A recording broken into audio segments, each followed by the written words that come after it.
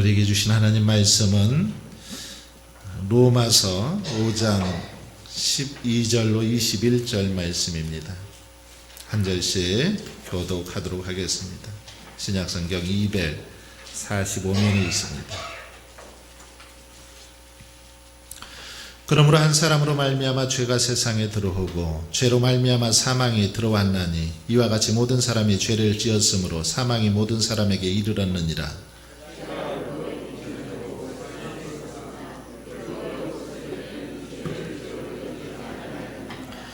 그러나 아담으로부터 모세까지 아담의 범죄와 같은 죄를 짓지 아니한 자들까지도 사망이 왕노릇하였나니 아담은 오실 자의 모형이라.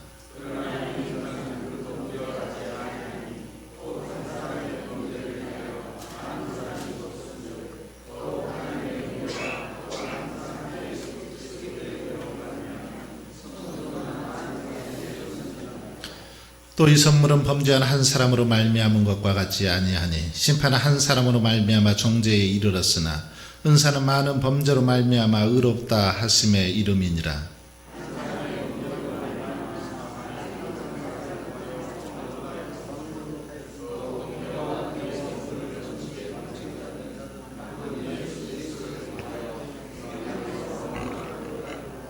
그런즉 한 범죄로 많은 사람이 정죄에 이른 것 같이 한 의로운 행위로 말미암아 많은 사람이 의롭다 하심을 받아 생명에 이르렀느니라.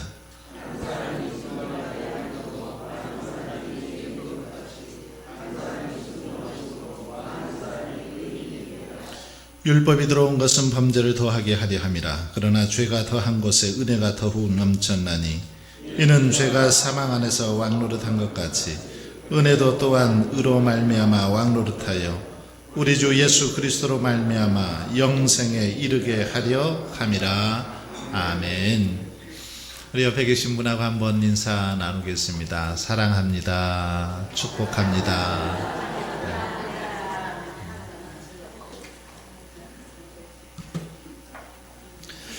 오늘은 고 이병철 회장의 질문 가운데 이 24개의 질문 중에 그런 질문에 대해서 한번 답을 해보고자 합니다.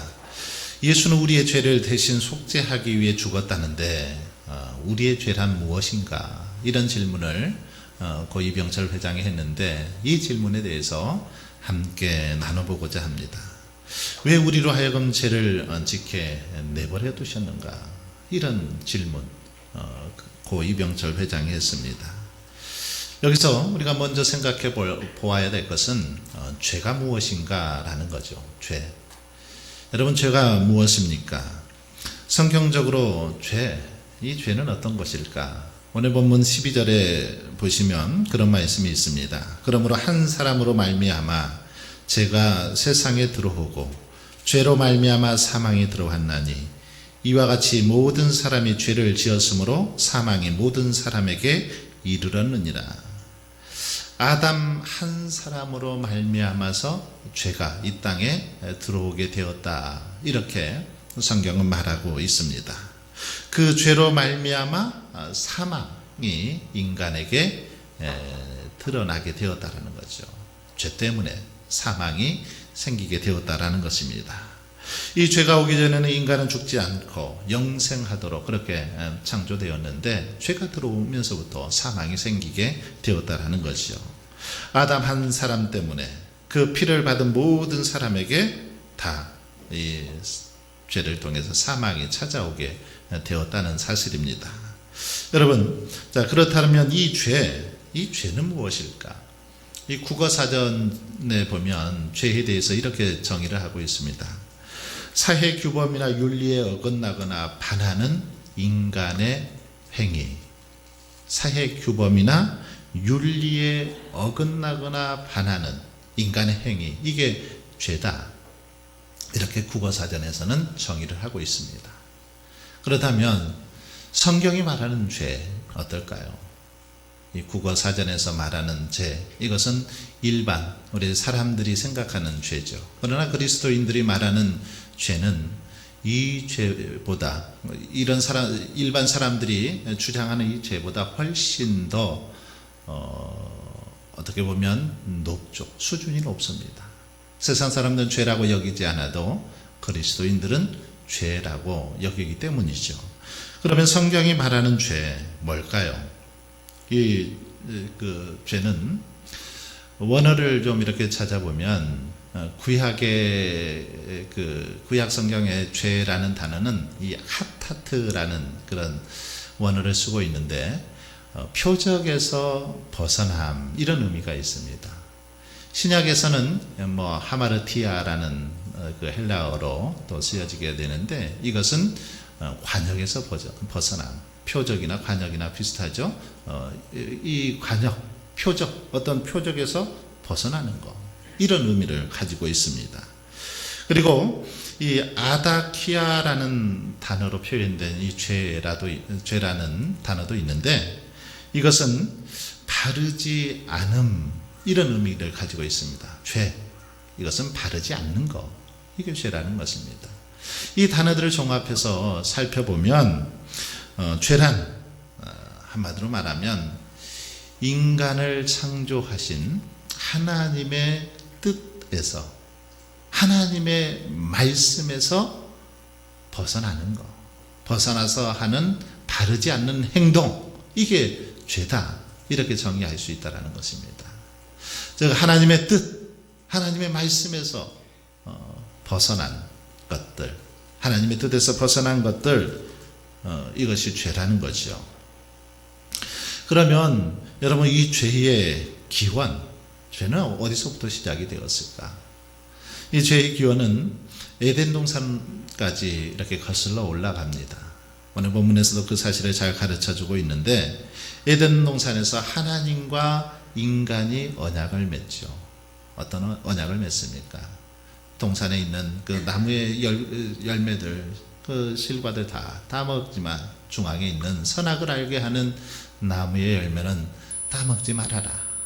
하나님께서 아담과 그 언약을 맺습니다. 그런데 어떻게 해야 합니까?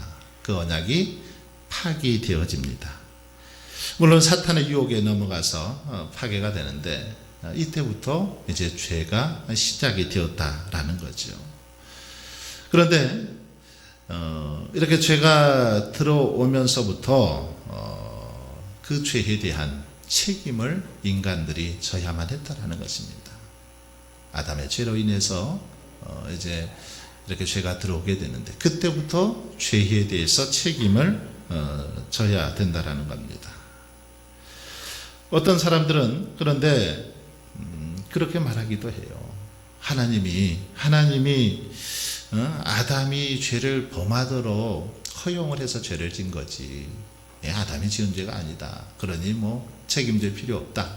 이렇게 주장을 하기도 하더라는 겁니다. 하나님의 책임이지 사람의 책임이 아니다. 왜 선악을 알게 하는 나무를 심어놨냐? 그건 하나님의 책임이다. 이렇게 말한다라는 겁니다. 그러나 이것은 잘못된 태도죠.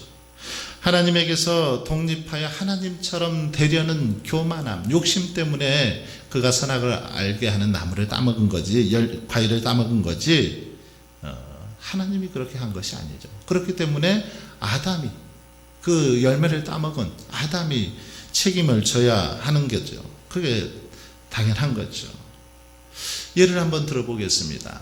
고등학교를 졸업한 어떤 아들이 운전면허증을 땄어요. 운전면허증을 따고는 운전이 하고 싶으니까 아빠를 계속해서 조릅니다. 나 이제 운전면허 있으니까 좀 차 한 대 사달라고. 중고차도 괜찮으니까 제발 좀 사달라고. 그래서 하도 아들이 졸라대니까 어쩔 수 없이 아버지가 중고차를 하나 장만해 줬습니다. 아들이 얼마나 신이 났겠습니까? 그 자동차가 이제 생기게 되자 당장 친구들과 드라이브를 하겠다고 그렇게 이제 밖을 나가려고 하죠. 그때 아버지가 뭐라고 얘기를 합니까? 신신당부를 하죠. 야, 너 아직도 운전 익숙하지 않으니까 제발 조심해라, 조심해. 살살 그냥 동네 한 바퀴만 돌고 와라. 이렇게 부탁을 합니다. 그러자 아빠 걱정도 팔자입니다. 걱정하지 마십시오. 내 면허도 땄는데 걱정하지 말라고 하고 나가서 드라이브를 하다가 1시간도 못 돼서 그만 사고를 내고 맙니다. 거의 차는 폐차가 되고 같이 타고 있던 친구들도 다치게 됩니다. 걱정이 돼서 이제 이렇게 다쳐서 병원에 입원해 있는 아들을 찾아가시오. 찾아갔더니 아들이 아버지에게 그렇게 말하는 겁니다. 아버지가 책임져요. 아버지 때문에 이렇게 사고 났잖아요. 제가 아무리 그렇게 차를 사달라고 하고 운전을 하게 해달라고 해도 아버지가 말렸어야지. 왜 아버지가 그걸 허락해줘가지고 제가 이렇게 사고 나게 합니까? 아버지 책임입니다. 이렇게 말을 한단 말이죠. 어떻습니까? 이렇게 말한다면 어떨까요? 부모 입장에서 어떨 것 같아요? 괘씸하죠? 그런데 여러분, 하나님 앞에 인간들이 바로 이런 모습이더라는 거예요. 이 아들처럼 우리들이 그렇게 하나님 앞에 행동하더라는 것입니다. 왜 아담과 하와가 죄를 짓지 못하게 선악과를 만들지 말지, 선악과를 만들어 놓고 죄를 짓게 해서 왜 이렇게 고생하게 합니까? 하나님 책임 아닙니까? 이렇게 따지는 인간들이 있더라는 겁니다. 고 이병철 회장도 왜 우리로 하여금 죄를 짓게 내버려 두셨는가? 왜 죄를 짓게 그대로 내버려 두셨는가? 이거에 대한 의문이 그에게 있었다라는 것입니다. 여러분, 여기서 우리는 이것을 이해하기 위해서는 자유의지라는 이 단어를 한번 살펴보아야 됩니다. 자유의지. 이 자유의지는 하나님께서 우리 인간에게만 주신 아주 유일한 그런 거죠. 그런데 이 자유의지를 통해서 우리는 선악과를 따먹을 수도 있고 따먹지 않을 수도 있었다라는 것입니다. 그런데 자유의지를 가진 이 아담이 불순종을 한 거죠. 안 따먹어도 되었지만 불순종함으로써 하나님의 명령을 어기고 그렇게 따먹었다라는 겁니다. 자, 그렇다면 이것이 하나님의 책임일까요? 사람의 책임일까요? 누구의 책임인 것 같습니까? 자유의지를 주셨는데 그것을 잘못 사용한 아담의 책임이겠죠. 사람의 책임입니다. 사람이 자유의지로서 불순종했기 때문입니다. 그 자유의지라는 말은 신학적으로 굉장히 중요한 말인데, 이 자유의지는 먼저 오직 인간에만 주신 거라는 겁니다. 다른 생명체들에게는 자유의지를 주지 않았습니다. 다른 생명체들, 그냥 유전적인 어떤 정보나 본능에 의해서만 이렇게 활동할 수 있는 존재들이죠. 하지만 인간들에게는 자유의지를 주셔서 이 자유의지를 가지고 어떤 것을 선택하고 행동할 수 있도록 그렇게 하셨다라는 거죠. 그런데 불행하게도 최초의 인간인 아담은 에덴 동산에서 이 자유의지를 잘못 이용해서 죄를 범하게 되었다라는 것입니다. 그러므로 사람들은 하나님이 인간으로 하여금 죄를 짓도록 허락하신 것이 아닌가 하는 그 질문을 던지게 되는데, 그것은 결국 사람의 책임이 아니라는 거죠. 하나님의 책임이 아니라는 거죠. 사람이 자유의지를 잘못 사용했기 때문에 나타난 결과라는 겁니다. 그렇다면 왜 하나님께서 인간에게 자유의지를 주셨을까? 이걸 한번 생각해 볼 수 있습니다. 왜 주셨을까요? 왜 하나님께서 자유의지를 사람에게만 주셨을까?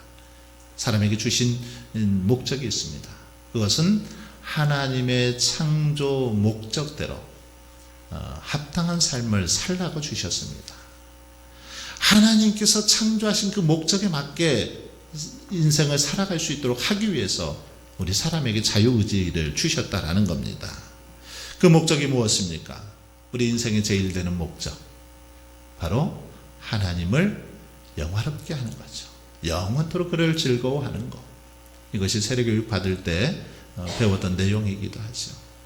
우리 인간의 제일 되는 목적, 하나님께서 우리를 지으신 목적은 바로 하나님께 영광 돌리도록 하기 위해서 지어주셨다라는 겁니다.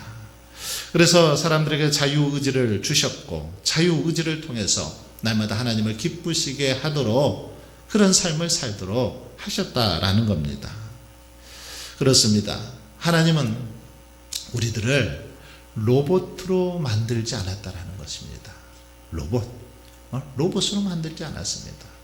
로봇은 스스로 생각하지 못합니다. 스스로 생각하지 못해요. 다 입력된 그 정보에 의해서 로봇은 움직입니다. 하지만 사람들에게는 자유의지를 주셨습니다. 그런데도 인간들이 죄는 자신들이 지어놓고 왜 죄를 짓게 했느냐고 오히려 따지죠. 마치 소도둑이 소를 훔치고 하는 말이 왜 소를 거기에다 둬서 그렇게 소를 훔치게 했냐, 이렇게 따지듯이 오늘날 많은 사람들이 그렇게 따지더라는 겁니다. 여러분, 우리는 그러기에 자유의지를 주신 하나님을 비난하기보다는, 따지기보다는 자유의지를 잘못 사용한 것에 대한 오히려 우리의 잘못을 하나님 앞에 용서를 구해야 되는 거죠. 우리가 잘못해서 그런 거지. 하나님께서 그걸 자유의지를 주셨기 때문에 범죄한 게 아니다라는 것입니다. 그러므로 자유의지를 주신 것에 감사하고 오히려 하나님께서 창조 목적을 가지고 지은 것처럼 우리들 또한 그런 삶을 살기 위해서 노력하고 힘쓰는 것, 이것이 우리들이 살아가야 할 삶의 모습이라는 것입니다. 그리고 이 자유의지의 어떤 남용에 대한 책임, 이것은 분명하게 인간에게 있음을 성경은 말씀하고 있습니다. 사람은 자유의지를 주신 하나님의 의도에 부합하지 못했죠. 이것이 바로 죄의 시작이라고 말할 수 있습니다. 자유의지를 주신 하나님의 뜻에 부합하지 못한 것, 여기서부터 죄가 시작된 거죠. 죄의 결과는 사망이며 멸망을 가져왔고 고통을 초래했습니다. 자유의지는 우리가 누리는 선물이지만 동시에 책임도 다르더라는 겁니다. 우리 조상 아담은 그 자유의지를 가지고 죄를 짓고 말았습니다. 그래서 결국은 그 자유의지를 잃어버리고 죄의 종노릇을 하며 살게 되었다라는 거죠. 그러나 하나님께서는 어떻습니까? 이 자유의지를 가지고 정말 창조 목적대로 선하게 살기를 오늘도 바라고 계신다라는 거죠. 우리들이 자유의지를 가지고 하나님의 뜻대로 하나님께서 명하신 그 명령에 따라 살아가기를 원하신다라는 겁니다.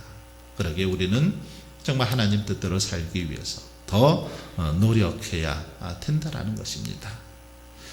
자, 이것이 바로 죄의 그 기원, 죄와 관련된 그 내용들이죠. 자, 그러면 이렇게 죄가 들어왔지만 이 죄를 하나님께서는 어떻게 이제 해결해 주셨는가? 여러분, 결국 아담의 범죄로 인해서 죄를 짓게 됐는데 하나님께서는 그 죄를 어떻게 해결해 주십니까? 인간들 스스로 자신의 죄를 해결할 수 있을까요? 우리가 우리의 죄 해결할 수 있을까요? 없을까요? 어떤 교육을 통해서, 훈련을 통해서 우리의 죄가 사라질까요? 그렇지 않습니다. 오직 말씀에 의하여 자신이 죄인임을 깨닫고 하나님 앞에서 철저히 회개할 때 예수 그리스도의 보혈을 통해서 죄가 해결받는 거지, 교육을 통해서 죄가 해결되는 게 아니더라는 겁니다. 하나님 앞에서 철저히 회개하고 정말 성령의 역사를 통해서 예수 그리스도의 보혈의 공로를 힘입어 죄가 이렇게 씻음 받게 되는 거지 어떤 인간의 노력으로 되는 것이 아니라는 거죠. 로마서 3장 23절로 24절을 보세요. 모든 사람이 죄를 범하였으며 하나님의 영광에 이르지 못하더니 그리스도 예수 안에 있는 속량으로 말미암아 하나님의 은혜로 값없이 의롭다 하심을 얻은 자 되었느니라. 그렇습니다. 예수 안에 있는 속량으로 말미암아, 예수 그리스도의 그 십자가의 구속 사건으로 말미암아서 값없이 의롭다 하심을 얻은 거지, 이게 어떤 우리의 노력으로, 우리의 어떤 수고나 봉사나 헌신으로 되어지는 것이 결코 아니더라는 거죠. 여러분, 그런데 여기서 우리가 깊이 생각해 볼 것은 하나님의 은혜로 값없이 되었다라고 하는데, 이 값없이라는 단어를 한번 좀 생각해 봐야 될 것 같습니다. 우리가 치르는 거 어때요? 우리가 치르는 대가, 이것은 값없이 우리가 대가를 치르죠. 우리는 아무 대가도 치르지 않습니다. 그러니까 어떻게 보면 이 단어가 맞죠. 값없다라는 말이 맞습니다. 그러나 또 한편으로 생각해 보면 이것은 결코 값없는 것이 아닙니다. 우리는 값없이 이렇게 구원을 받고 죄 씻음의 어떤 은혜를 누리지만 이것이 결코 값없이 주어진 건 아닙니다. 누군가가 값을 치렀죠. 누가 치르셨습니까? 예수님께서 우리가 치러야 할 값을 대신 치러 주셨습니다. 하나님께서는 우리 죄를 없게 하시려고 엄청난 대가, 바로 예수 그리스도의 십자가에 못 박는 그런 대가를 치르셨다라는 거죠. 바로 이것을 대속이라고 하는데, 대신 값을 하나님께서 치러 주셨다라는 거죠. 여러분, 이처럼 하나님은 저와 여러분을 구원하시기 위해서 십자가에서 큰 희생을 치르셨습니다. 그 은혜로 우리들이 구원을 받게 되었다라는 겁니다. 바로 오늘 말씀을 통해서 다시 한번 인간의 죄가 무엇이고, 또 죄가 어떻게 시작되고 어떻게 해결되었는가, 이것은 바로 하나님의 사랑, 하나님의 은혜로 되어진 거라는 거지요. 죄로 인해서 죽을 수밖에 없는 그런 존재들이었지만 하나님께서 예수 그리스도의 십자가에 못 박으심으로 인해서 값없이 그 사랑, 그 은혜를 누리도록 하셨다라는 것입니다. 그러므로 저와 여러분은 이제 어떻게 살아가야 되겠습니까? 그 은혜를 기억하면서 은혜 받은 자답게 살아가야 된다라는 겁니다. 날마다 감사하며 찬양 드리며 창조 목적에 맞게 합당한 삶을 살아가는 것, 이것이 은혜 받은 자들의 삶의 모습이어야 된다라는 사실입니다. 그러므로 다시 한번 저와 여러분이 영원히 죽을 수밖에 없는 죄인 된 우리들을 구원해 주신 것 감사하면서 더욱더 하나님께 찬양하며 영광 돌리며 살아갈 수 있기를 주님의 이름으로 축원합니다.